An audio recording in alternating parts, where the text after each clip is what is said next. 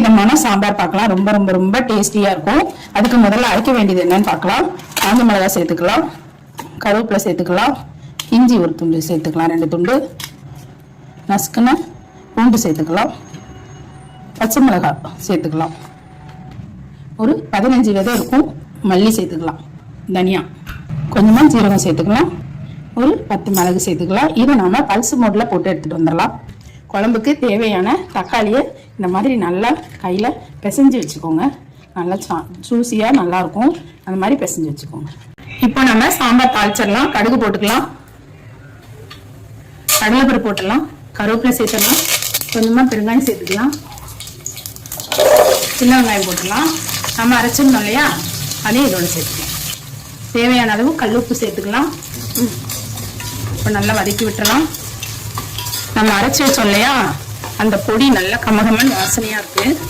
இப்போ நம்ம சின்ன வெங்காயம் நல்லா வதங்கிருக்கு, தக்காளி சேர்த்துக்கலாம். நம்ம கையில நல்லா கரைச்சி வச்சிருந்தோம் இல்லையா, அந்த தக்காளி சேர்த்தாச்சு. இப்போ நம்ம சாம்பாருக்கு அவரைக்காய் சேர்த்துக்கலாம்.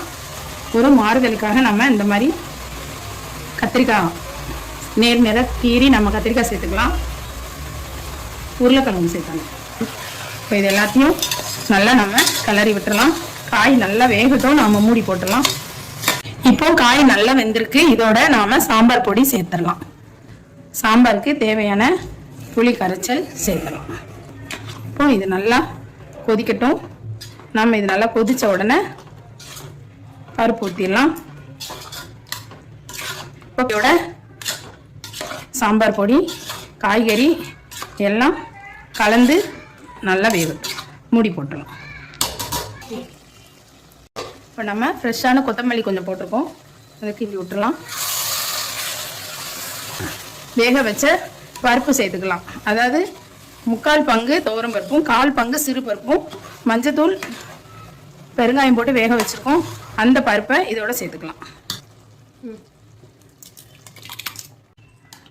இதை பருப்பு சேர்த்தாச்சு. இப்போ இதை நல்லா கலந்து விட்டுடலாம்.